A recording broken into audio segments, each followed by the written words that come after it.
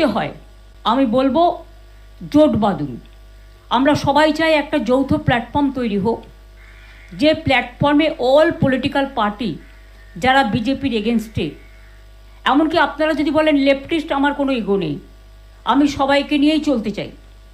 এবং আজকে যা অবস্থা, বিজেপিকে যদি রুখতে হয়, লেফটিস্ট সবাইকে, আল্ট্রা লেফট সবাইকে, আমাদের তৃণমূল কংগ্রেস আমরা কথা দিচ্ছি, ন্যাশনাল পার্টি সবাইকে, যার যতটুকু শক্তি আছে, দিল্লিতেও যেমন আমরা লড়াই করব, তেমনি বাংলাতেও আসুন আমরা জোট বাঁধি।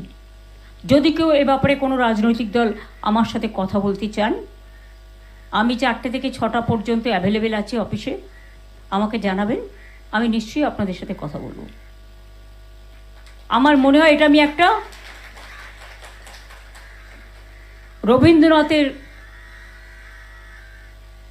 সামনে দাঁড়িয়ে এই আবেদনটা সবার কাছে রাখলাম।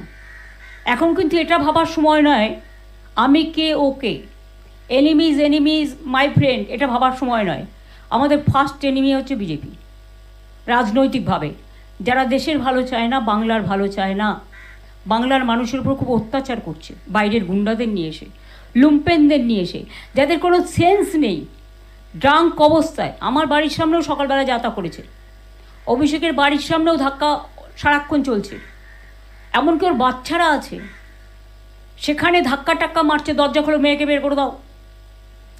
এমনকি টিচার পড়াতে গেছে, তাকে জিজ্ঞেস করেছে কেন ঢুকছেন, তিনি বলেছেন আরে আমি তো টিচার, শিশুরা পড়াশুনো করবে না। এইসব চলছে। এই অবস্থার মধ্যে দাঁড়িয়ে লড়াইটা কিন্তু আমরা তো লড়বই, কিন্তু আমি সমস্ত বিজেপি বিরুদ্ধেই রাজনৈতিক দলকে, সমস্ত এনজিওসদের, অনেক পলিটিক্যাল অর্গানাইজেশন আছে যারা অনেক সামাজিক কাজ করেন, তাদের সবাইকে আবেদন করব। নিউট্রাল অনেক প্ল্যাটফর্ম আছে, তাদেরও আবেদন করব।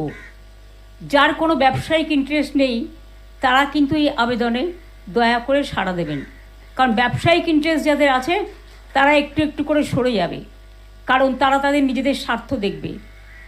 তাদের নিয়মিতই সরকারে যে থাকে তার স্বার্থে জড়িয়ে পড়ে, আর যখন নিজের স্বার্থে বদনাম করে চলে যায় আর খেসারতটা দিতে হয় রাজনৈতিক দলকে। আমাদের ওদের প্রয়োজন নেই।